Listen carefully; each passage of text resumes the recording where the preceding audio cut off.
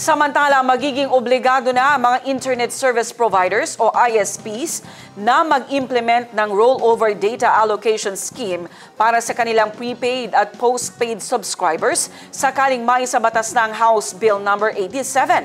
Ang News Now mula kay Naphtali Velarde. Naipasa na ng House of Representatives sa ikatlo at huling pagbasa ang House Bill No. 87 o Rollover Internet Data Act. Pag naisabatas ang panukalang ito, obligado ang mga Internet Service Providers na mag-implement ng Rollover Data Allocation Scheme para sa kanilang prepaid at postpaid subscribers. Ibig sabihin nito, hindi na masasayang ang mga unused mobile data subscription dahil magro-rollover lamang ito sa kanilang konsumo sa susunod na buwan. Naphtali Velarde, iMinds, Philippines.